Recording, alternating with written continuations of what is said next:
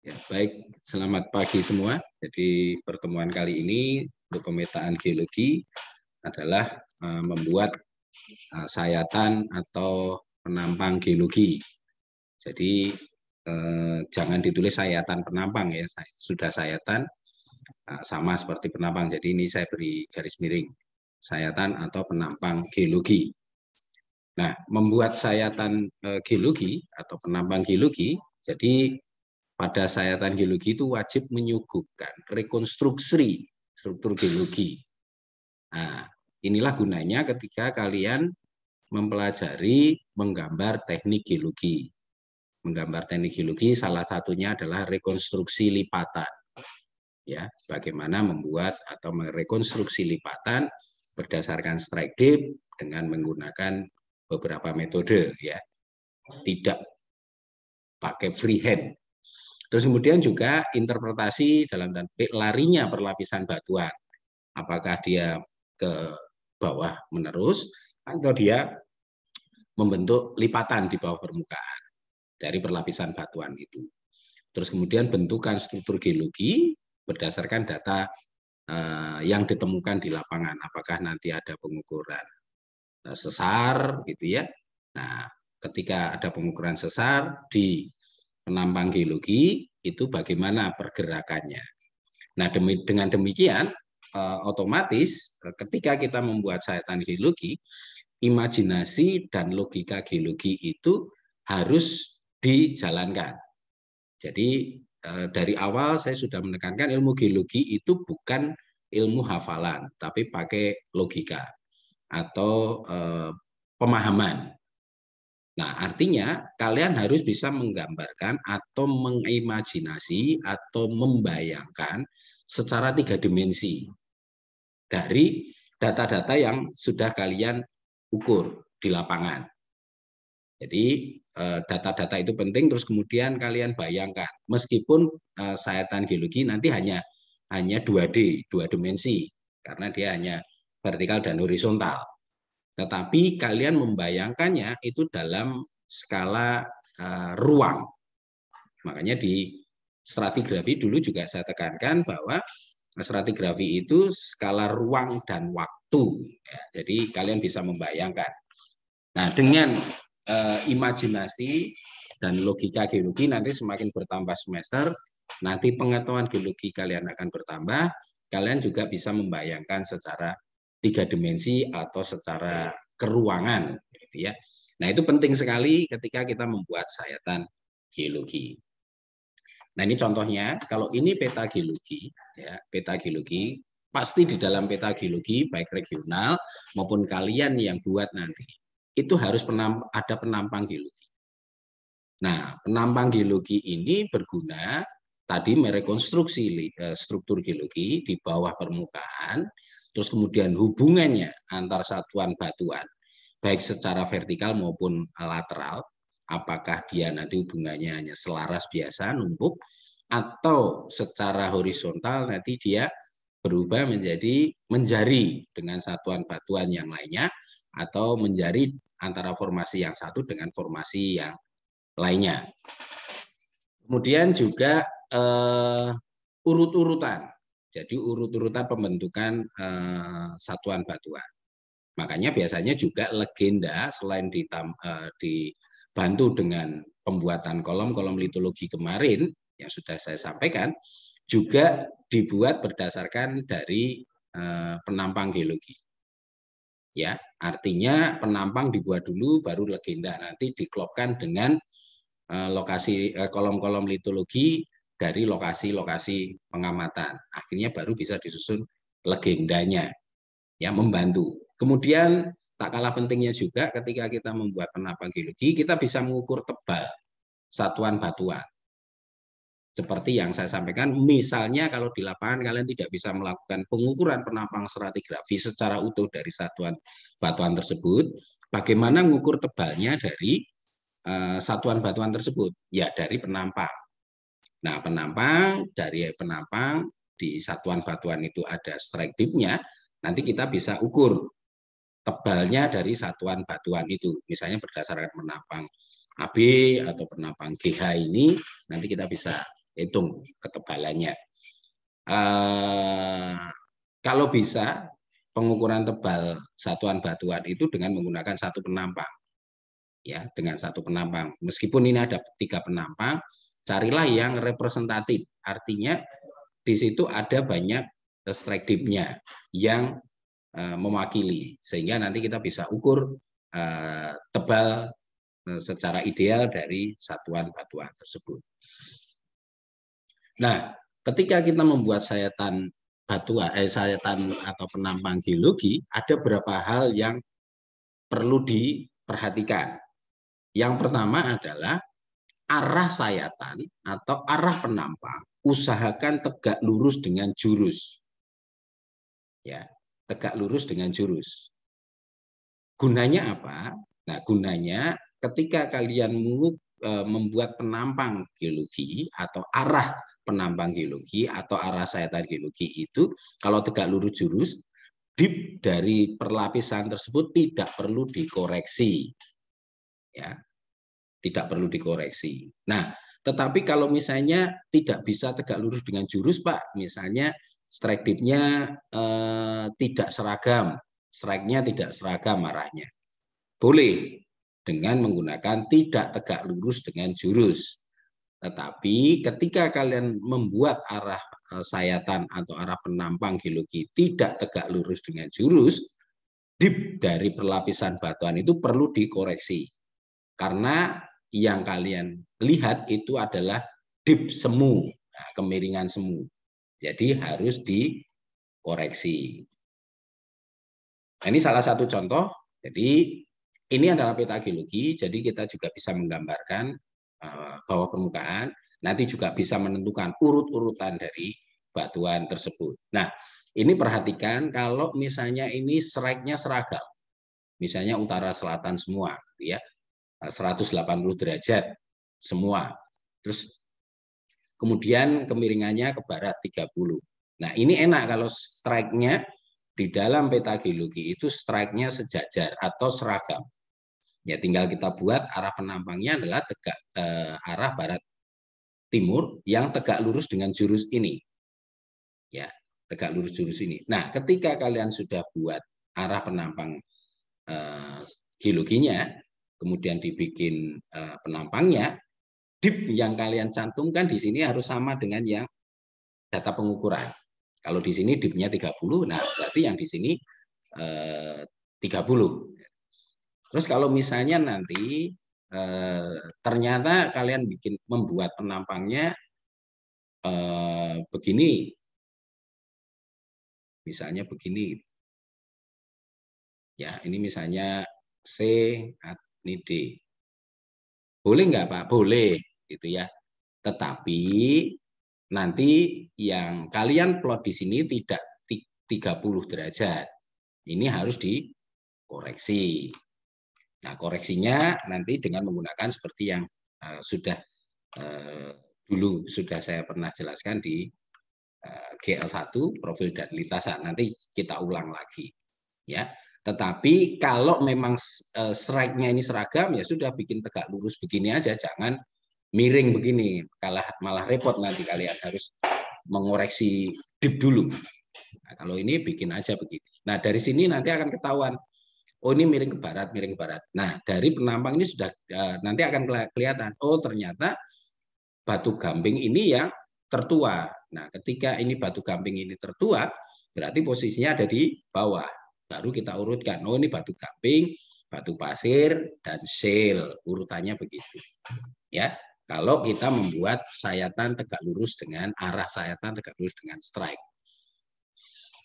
Ini juga, nah, ini ada peta geologi, terus kemudian ini juga strike-nya juga seragam, ya, strike-nya seragam utara selatan, meskipun dip-nya, nah ini kalau yang ini adalah kemiringannya seragam, miring satu arah atau homoklin. Tetapi kalau yang ini miringnya dua arah, ada yang miring ke timur, ada yang miring ke barat, ya. Nah, bagaimana membuat penampangnya, arah penampangnya, ya sudah usahakan ini tegak lurus dengan jurus, karena ini strike-nya seragam, utara selatan, bikin tegak lurus, terus bikin penampangnya, profile line-nya. Dip ini harus kalian cantumkan di sini. Ya. Jadi kalau misalnya ini ada dip, ada strike dip gitu ya. Di sini juga ada strike dip ini. Nah, ini harus kalian cantumkan. Sama seperti ini. Ini harusnya di sini kalau kita luruskan, ini kan di sini. Nah, berarti ini kalau kita bikin menampang, ini harusnya di sini juga dibikin strike begini. Terus yang ini di sini, ini bikin strike di sini. Kemudian ini, nah, di sini, kalau kita teruskan, harusnya ditambahkan begini. Ini. Terus yang ini, kalau ini kita ke bawah, ini juga ke sini. Nah, dengan begini, kalau kalian cantumkan dip ini kemiringannya di penampang, kita bisa tahu ini batu gampingnya, batu pasirnya itu tidak masif, tapi berlapis seperti ini. Ya, jadi tetap harus diplotkan juga dipnya ini juga harus diplotkan di penampang. Sama seperti yang ini. Nah, gunanya apa? Ketika kalian mencantumkan dip yang ini, kemiringan-kemiringan yang ini, terus yang ini gitu ya. Nah, ini gunanya untuk merekonstruksi struktur geologi tadi. Oh, ini kita tahu. Oh, di sini kalau seperti ini miring ke timur, ini miring ke barat. Oh, ini ada sinkline. Ya, nah baru nanti kita rekonstruksi dengan menggunakan teknik menggambar teknik itu. Jadi jangan disepelekan menggambar teknik geologi itu. Jadi itu berguna ketika kita merekonstruksi lipatan kalau ada lipatan begini. Kalau lapisannya kemiringannya seragam gitu ya, ya sama seperti ini nggak perlu direkonstruksi. Tapi kalau seperti ini perlu direkonstruksi. Karena bisa saja nanti bagian yang ini ya, yang ini dengan yang ini tidak nyambung. Kalau setelah direkonstruksi bisa saja nanti kalau pakai ini saya pakai freehand, tapi kalau nanti kalian rekonstruksi dengan menggunakan jangka seperti bisa saja seperti ini nggak ketemu, ya enggak masalah gitu. Ya, enggak masalah. Artinya oh di sini ini berlapis batuannya. Yang ini dengan yang ini tidak ketemu. Ya, ini diajarkan di menggambar teknik geologi. Terus bagaimana Pak kalau misalnya arah penampangnya tidak tegak lurus dengan jurus yang seperti saya sampaikan tadi. Ini contoh strike dip-nya timur laut barat daya, ya strike-nya timur laut barat daya, dip-nya ke arah barat laut, tetapi penampangnya kalian bikin yang begini. Ini arah penampangnya, ini A, ini B. Ya, harusnya arah penampang kan tegak lurus dengan jurus begini ya. Ya, tegak lurus dengan jurus begini.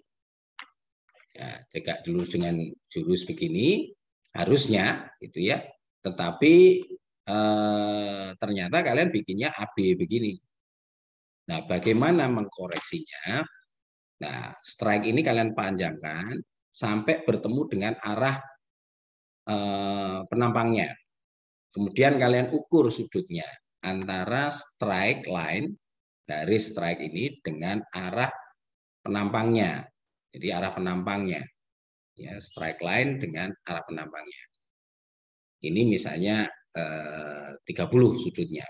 Diukurnya pakai busur derajat aja biasa. Ini 30. Ya. Nah, bagaimana koreksinya? Karena yang kalian cantumkan nanti itu bukan 60 derajat ini. Ini harus dikoreksi dulu.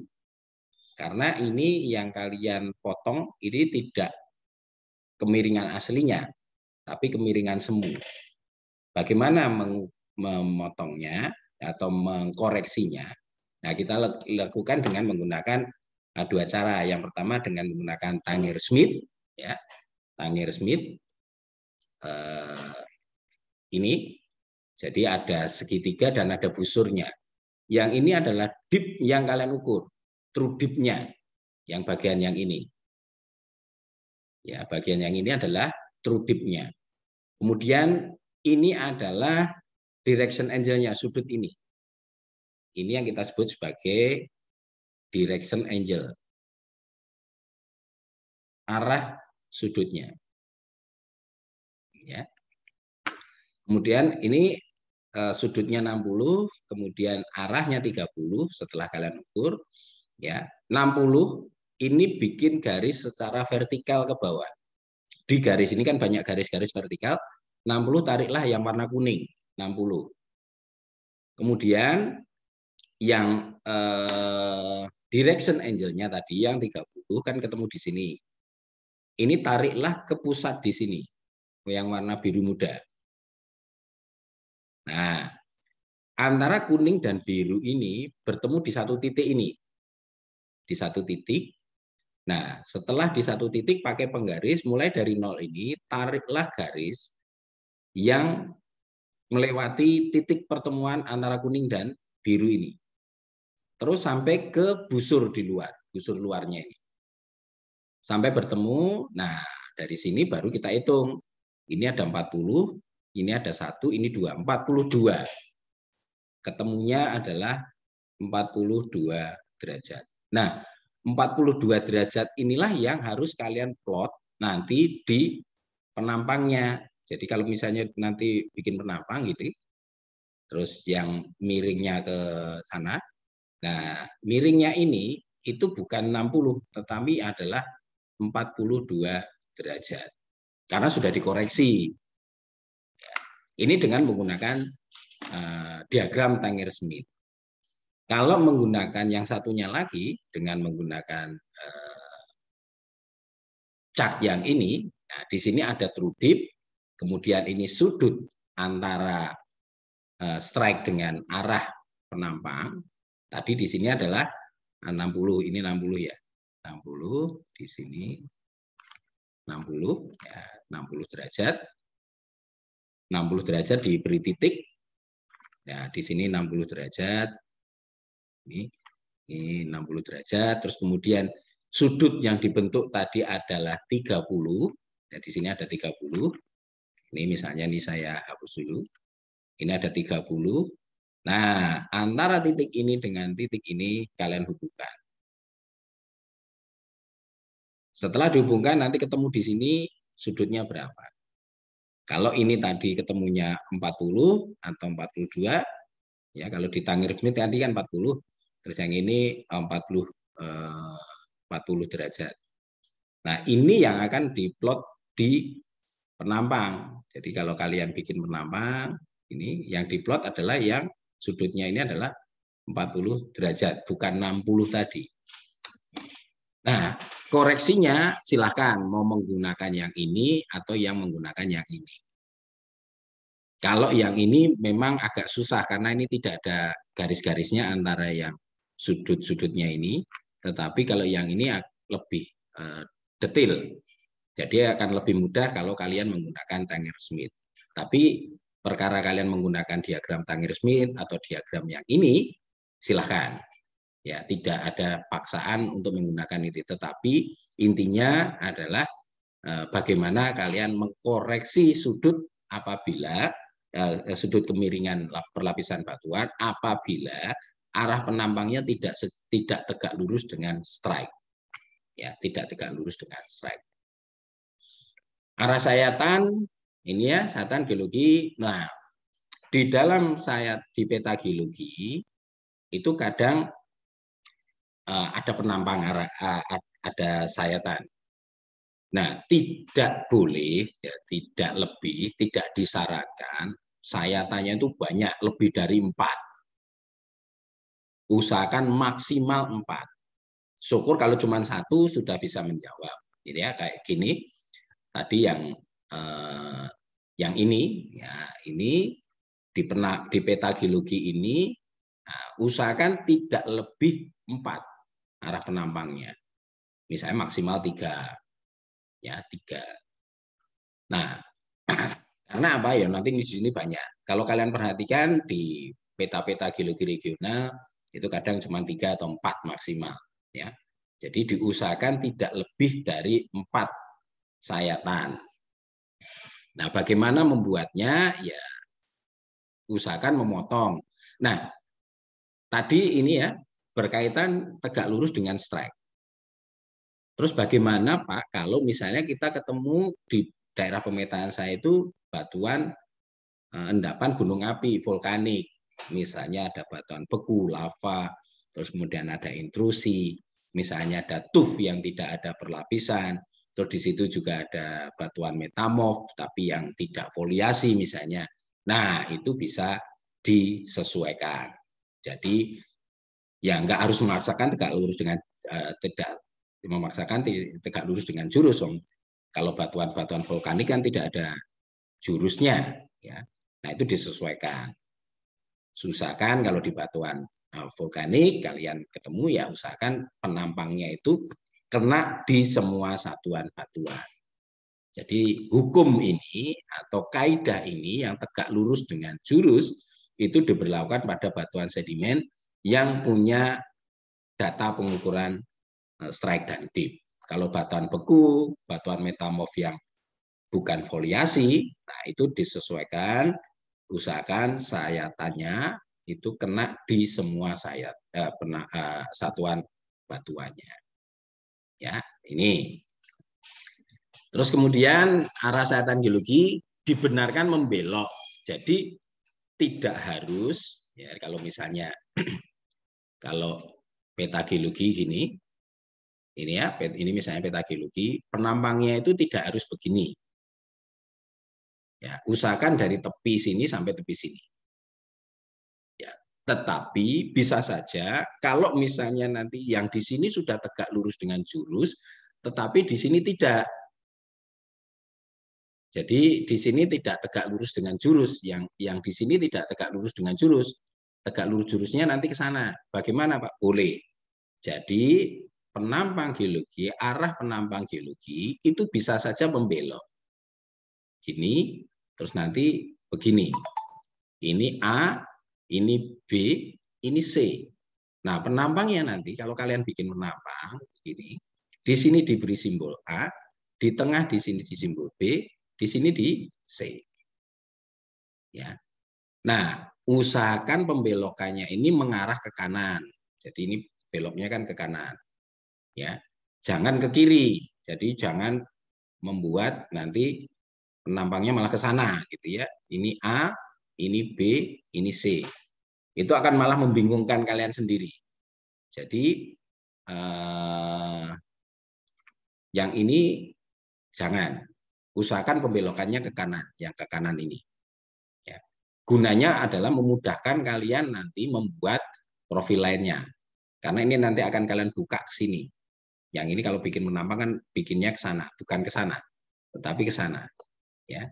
Jadi usahakan idealnya memang kita bikin penampang satu garis begini dari A ke B.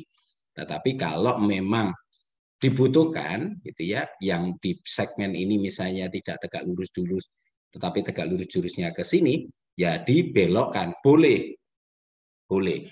Jadi kalau kalian perhatikan peta geologi regional, kadang ada arah penampangnya itu, sayatannya itu belok, itu tidak lurus, tidak lurus seperti ini, tapi belok. Ya. Terus kemudian skala antara vertikal, ya ini skala vertikal gini, dengan skala horizontal, itu usahakan 1:1. Jadi skala horizontal dibanding dengan skala vertikal itu sama dengan 1:1. Artinya sesuai dengan skala peta. Yang ini 1 cm kalau satu misalnya skalanya 1:10.000 gitu ya, 10.000. Nah, artinya kan 1 cm 100 meter. Nah, ini 1 cm 100 meter. Ya, 1 cm 100 meter. Usahakan begitu.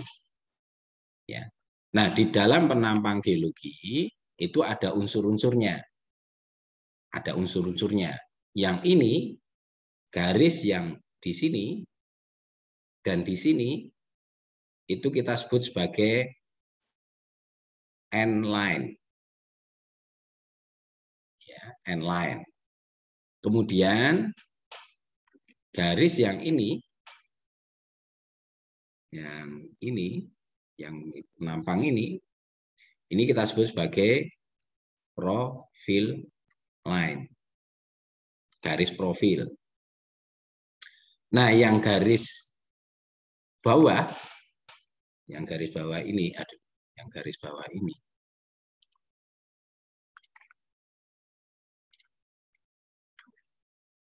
Yang warna hijau ini ya, ini kita sebut sebagai baseline. Nah, baseline-nya di sini 0. Tapi tergantung kebutuhan juga. Kalau misalnya nanti di peta geologi ternyata misalnya ketinggiannya 1000 gitu ya, dengan menggunakan skala ini kan terlalu tinggi ini ya. Nah, itu bisa dipotong. Baseline-nya tidak harus 0. Tidak harus 0. Kalau terlalu tinggi misalnya kita buat dari misalnya ketinggian 300 agar naiknya ini tidak terlalu tinggi. Boleh. Atau ketika kalian misalnya daerahnya relatif datar dan ketinggiannya tidak tinggi, ya, ketinggiannya tidak tinggi, baseline-nya kita turunkan. Boleh kalau di peta geologi. Jadi baseline-nya kita turunkan misalnya 1 cm gitu ya, menjadi minus 100. Di sini juga kita turunkan 1 cm menjadi minus 100. Nah, ini baseline-nya. Boleh. Agar ketika kalian menggambar profil line ini, terus kemudian kalian rekonstruksi, bisa terlihat. Kalau kalian tetap berpatokan pada 0, ternyata misalnya hanya ketinggiannya 100, itu ya maksimal, ketinggiannya 100, begitu direkonstruksi kan nggak kelihatan ini. Nggak kelihatan karena kena baseline-nya. Baseline-nya diturunkan. Ya, jangan dirubah skalanya. Tetap skala vertikal, skala horizontal dengan skala vertikal ini 1:1. Jadi sama dengan skala petanya. Kalau panjangnya ini kan sesuai dengan panjangnya profil line ini, sesuai dengan panjang dari arah sayatannya. Ya, ini unsur-unsur yang ada di penampang. Kemudian tahapannya ini sama seperti kalian praktikum geologi dasar dulu. Jadi bikin dulu arahnya, setelah pakai arah, pakai kertas biasa gitu ya. Di garis-garis batasnya, strike dip-nya gitu. Terus sudah kalian buat ini, terus kemudian bikin garisnya ini, baik end line-nya maupun baseline-nya. Nah, profil line-nya akan mengikuti kertas ini yang kalian plot. Ini perpotongan kontur, ketinggian berapa, kontur dengan ketinggian berapa, strike dip. Nah, ini yang kalian plot. Terus skalanya juga 1:1.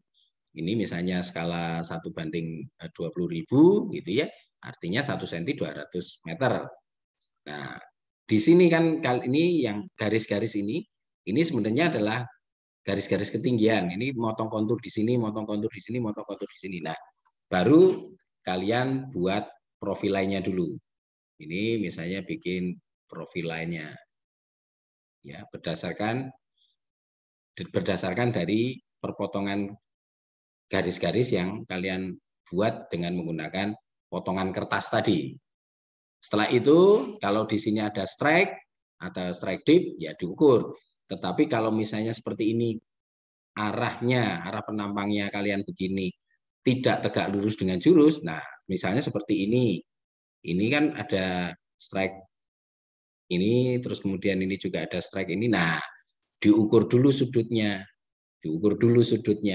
Baru kita koreksi dip-dipnya ini. Nah, baru setelah dikoreksi, ininya baru diplotkan. Misalnya seperti itu. Ini tahapan membuat. Jadi bikin profilannya gitu ya, bikin ininya. Nah, memang lebih bagus ketika kalian membuatnya di kertas milimeter ya. Tapi sekarang dengan software itu bisa kalian lihat, bisa kalian bikin ini. Kemudian menggambarkan profil lain tadi karena perpotongan ketinggian. Nah, ini kan tinggi ini kalian misalnya 200 kalian bikin. Nanti perpotongannya di mana? Titik-titik. Jadi ini kalian titik-titik setelah di titik-titik baru dibuat ini. Nah, profil lainnya. Nah, setelah ini baru kalian juga bikin ini batas satuan batuan. Ini ya, ini batas satuan batuan. Nah, batasnya di mana? Oh, misalnya kalau seperti ini di sini, kemudian ini di sini, ini batas satuannya. Oh, ini yang misalnya yang coklat tadi. Ini yang coklat ini. Ya. Terus kemudian ini ada di sini, ini di sini. Oh, ini yang LSH ini. Nah, nanti akan ketahuan. Nah, tinggal ditarik dipnya, tapi dengan koreksi tadi. Nah, setelah dipindahkan, kalau ternyata seperti ini, ya, sesuai dengan data, ini sudah dikoreksi. Kalau misalnya arah penampangnya tidak tegak lurus dengan jurus, ini sudah dikoreksi. Nah, setelah dikoreksi, barulah kalian batas-batasnya, satuan batuannya, terus kemudian direkonstruksi dengan menggunakan metode bisa arc, bisa arc method, bisa BUS, ya. Nah, nanti ada penjelasannya. Nah, dari sini juga akan ketahuan begitu sudah kalian plot satuan-satuan batuannya atau formasinya. Nah, nanti batuan mana yang tertua? Nah, kalau batuan yang tertua, gambarlah di bawah dulu. Jadi ini ada Portishead formation, sandstone, gitu ya. Terus kemudian diurutkan ke atas. Nah, berdasarkan ini. Nah, kalau ada anticline begini, ini kan misalnya ada perlipatan begini. Yang bagian tengah ini bagian yang tertua. Kalau misalnya kalian berjalan ke sana, otomatis ini kan berjalan ke yang muda. Ini juga dari pusatnya anticline ke sana, ini berjalan ke arah yang muda. Karena ini kan ini yang ini ditumpuki ini, ditumpuki ini, ditumpuki ini. Berbeda dengan yang syncline. Kalau misalnya syncline, nah begini. Nah, kalau kita berjalan dari sini ke sana, ya, ini berjalan ke arah yang tua. Kalau yang ini ke sana, ini juga dari pusatnya atau sumbunya syncline, ini, nah, bergerak keluar ke sana maupun ke sana, itu berjalan ke arah yang relatif lebih tua. Kalau anticline, dari pusat sumbunya anticline bergerak keluar, ya, keluar dari sumbunya ini berjalan ke arah yang relatif lebih muda. Nah, metodenya rekonstruksi, kalau kita tadi, kalau ini seperti ini, kita rekonstruksi. Jangan rekonstruksinya dengan tangan, dengan freehand. Terus seperti ini kita rekonstruksi, oh ini pasti nyambung sini, ini nyambung sini, ini nyambung sini, belum tentu. Karena dengan begini kita nggak tahu nanti perlipatannya bagaimana, apakah dia lipatan simetris atau asimetris. Nanti dengan menggunakan rekonstruksi yang sudah diajarkan di menggambarkan, ini kita bisa tahu, oh ini sebenarnya lipatannya asimetris. Gitu. Oh ini lipatannya simetris. Nah, metodenya salah satunya dengan menggunakan arc method. Arc method itu syaratnya itu harus paralel folding, artinya miringnya seragam. Nah, ini bisa digunakan ketika misalnya lipatannya adalah simetri. Lipatan simetri itu, ya, kalau lipatan simetri, sudut yang di sini dengan yang sudut yang di sini itu sama. Nanti akan membentuk lipatan yang seragam, simetri. Artinya kalau ini 30, ya ini 30 semua. Jadi nanti dipnya kalau misalnya ada begini, ini 30 semua. Ini adanya namanya parallel folding. Ini lipatan simetri. Nah, kalau lipatan asimetri, sayap kiri dan sayap kanan, itu sudutnya berbeda. Yang ini misalnya 45 derajat, yang ini 30 derajat. Nah, ini yang kita sebut sebagai lipatan asimetri. Nah, nanti direkonstruksi untuk menentukan sumbunya. Nah, sumbunya. Jadi, ketika kalian juga mencantumkan sumbu perlipatan di peta geologi, itu tidak sembarangan. Harus direkonstruksi dulu, baru dibuat sumbunya. Ya, kalau seperti ini kan sumbunya akan begini. Tapi kalau kalian rekonstruksi pakai dengan menggunakan freehand, terus kalian cantumkan begini, nah, sumbunya kan di sini sudah berbeda. Ya, sudah berbeda. Ya. Nah, metode arc ini syaratnya adalah parallel folding. Kemudian pakai metode BUS, ini juga bisa dengan syaratnya juga parallel folding. Metode-metode ini sudah diajarkan di menggambar teknik. Nanti bisa kalian lihat-lihat kembali praktikumnya, kalian merekonstruksi lipatan dengan menggunakan arc method, terus kemudian menggunakan bus. Nah, freehand, penggambaran freehand diperbolehkan, tetapi dengan catatan khusus. Nah, biasanya pada struktur-struktur geologi, dalam hal ini sesar. Kalau misalnya perlipatan itu terkena sesar dan kita kesulitan untuk merekonstruksinya, nah itu boleh menggunakan freehand. Tetapi yang lainnya masih mau menggunakan arc method atau bus, tetapi di sesar tersebut itu yang harus dengan menggunakan freehand. Terus kemudian dengan menggunakan metode kombinasi, bisa kombinasi metode bus dengan freehand atau dengan menggunakan bandrere. Ya, mudah-mudahan ini sudah diajarkan semua di menggambar teknik. Nah, ini contoh dengan menggunakan bus. Nah, menggunakan bus itu apabila misalnya nih lapisan horizon titik A ini ya, titik A. Nah, titik A ini di sini ini pakai ini aja. Batuan yang ini itu harus ketemu di sini. Karena di titik D ini batuannya sama. Antara A dan D ini batuannya sama. Nah, ini dengan menggunakan arc, tapi gabungan. Karena kalau kalian rekonstruksi langsung, ya direkonstruksi langsung, A ini tidak akan ketemu di D. Nah, ini perlu dikoreksi atau diubah metodenya dengan menggunakan metode arc ini, ya, after bus. Jadi ada di lengkungan yang di sini nanti ditambahkan untuk bisa ketemu antara A dan D ini. Ya, ini pengukuran lapisannya ada A, B, C, dan D ini. Nah, tapi titik A ini batuannya sama dengan ini, tetapi kalau kalian lihat ini kemiringannya berbeda. Yang di sini 65, yang ini 50. Ini kalau kalian rekonstruksi secara biasa, ini tidak akan ketemu ini. Padahal yang ini adalah batuannya sama dengan yang ini. Nah, ini perlu sedikit improvisasi untuk rekonstruksi di bagiannya.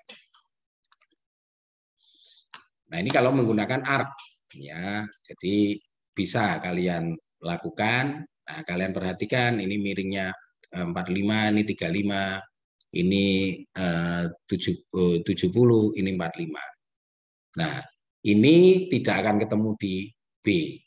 B tidak akan ketemu di A. Kalau ini kalian rekonstruksi, nanti bisa saja ini akan hasilnya akan bisa begini. Ini lapisan B. Lapisan B, ya, nanti di sela-selanya di sini. Di sini ada ini. Terus yang ini saya menggunakan freehand ya, karena saya tidak bisa menggunakan jangka. Ini akan ketemu begini. Nah, ini juga kalau kalian rekonstruksi akan begini. Ini juga akan begini. Ini dengan menggunakan jangka biasa seperti yang kalian lakukan di praktikum menggambar teknik. Ya, ini dengan menggunakan, jadi dibikin tegak lurus dari dip yang titik A dan B, ketemu di sini kalau dengan menggunakan jangka. Terus ini sebagai sumbunya, jadi jarumnya di sini, ini pensilnya, terus kalian bikin lengkungan ke sana, masih di sumbu yang ini, pensilnya jangka di sini, kalian bikin lengkungan ke sana. Nah, ini di titik C ada sudut yang miringnya sama dengan B. Nah, nanti dibikin garis sejajar saja di sini. Karena kalau ini kita bikin tegak lurus, ini kan nggak ketemu ya. Nah, C dengan D ketemu di sini. Jadi kalau ini C dan D direkonstruksi dulu. Jadi bikin tegak lurus, ini sumbunya, terus kemudian pakai jangka, ini sumbunya, kemudian ini tarik ke sini. Nah, dari sini nanti ke sini lengkungan ini tinggal dibikin atau dihubungkan. Yang lainnya ngikuti. Ini dengan menggunakan arc method. Nah, rekonstruksi sayatan dengan menggunakan arc ini ya, seperti ini. Nah, kadang di tempat-tempat tertentu Nah, yang tadi yang menggunakan freehand kan di sini, ya, di sini karena ada dip yang sejajar atau misalnya di sini ada sesar, ini dengan menggunakan freehand aja di sini. Tetapi yang lainnya tetap menggunakan metode rekonstruksi lipatan, bisa dengan menggunakan jangka tadi. Nah, kalau diperhatikan di penampangnya, jadi penampang geologi, itu tadi sudah rekonstruksinya. Kalau kalian perhatikan di peta-peta geologi, ini ada beberapa model penampang geologinya. Ada model pertama, model kedua, model ketiga, dan model keempat. Model pertama, ini digambar semua menyeluruh, baik endline, baseline, profil line, terus kemudian batas-batas satuan itu digambar tegas semua. Terus kemudian ini diberi warna. Ini yang model pertama. Jadi digambar tegas semua. Terus kemudian model kedua. Model kedua itu hanya ada endline, metodenya ada endline, ada profil line, tetapi baseline-nya tidak ada. Baseline-nya kalau kalian perhatikan ini tidak ada. Terus kemudian penggambarannya di bawah permukaan itu putus-putus. Ya, yang tegas itu hanya data pengukurannya di sini. Biasanya yang tegas itu hanya di sini. Nah, misalnya di sini. Ke bawahnya itu berdasarkan imajinasi tadi. Imajinasi dan logika geologi yang harus kalian pakai. Ini digambarkan putus-putus di bawah. Mengapa putus-putus? Artinya kan di bawah kita nggak tahu. Kecuali kalau misalnya di sini ada data pemboran, kita punya data pemboran, nah baru kita tariknya bisa tegas. Tapi karena kita tidak ada data pemboran, tidak punya misalnya data seismik, atau tidak punya data geolistrik, ya nggak apa-apa putus-putus gini. Boleh-boleh saja di geologi. Ya, jadi ini sama seperti itu, boleh. Ya, jadi ini model kedua. Jadi ada endline, kanan kiri, ada profil line, tapi baseline-nya tidak ada. Ini model kedua. Terus kemudian model ketiga, ini tidak ada endline, tidak ada baseline, yang ada hanya profil line. Ya, jadi kelihatan seperti gantung. Ya. Kemudian rekonstruksinya juga tidak digambarkan tegas, tapi putus-putus. Nah, ketika kalian merekonstruksi tadi, merekonstruksi yang ini, kalau di atas permukaan, di atas profil line, itu gambarkan putus-putus, karena ini sudah tererosi. Kalau bayangan geologi, kalau di atas profil line itu sudah terputus, sudah tererosi dan hilang. Tetapi bayangannya, ya, bayangannya secara geologi, oh ini dulunya ada anti-clean, di sini ada anti-clean, tapi karena sudah tererosi, hilang. Nah, makanya di atas profil line ini adalah putus-putus. Ya, ini dengan menggunakan hanya model ketiga, yang ada hanya profil line, endline, dan baseline-nya tidak ada. Jadi seperti menggantung. Tetapi penggambarannya digambarkan secara putus-putus. Kemudian yang model keempat, ini ya, ini profil line tidak digambarkan sebagai garis lurus. Jadi mengikuti tadi kalau yang ini garisnya lurus, tapi kalau yang ini tidak. Tetapi endline itu juga tidak digambarkan. Yang digambarkan adalah profil line. Tapi ini menggambarkan itu biasanya dibuat dengan memanfaatkan peta situasi. Ya, peta situasi, bukan peta geologi. Nah, kita nanti kalau kalian sudah skripsi bisa gabungan. Jadi bisa yang ini, ya, yang model pertama, tetapi penggambaran di bawah permukaannya menggunakan yang model kedua. Jadi gabungan antara model 1 dan model 2. Artinya kalau kalian skripsi nanti ada endline-nya harus kalian gambarkan, endline kanan kiri, baseline, profil line. Nah, penggambarannya nanti yang tegas itu hanya di permukaan begini, bawahnya putus. Jadi gabungan atau kombinasi antara model pertama dan model kedua. Kalau nanti kalian sudah skripsi. Nah, cara penggambaran ini dipilih ditentukan skala dan ketelitiannya geologis.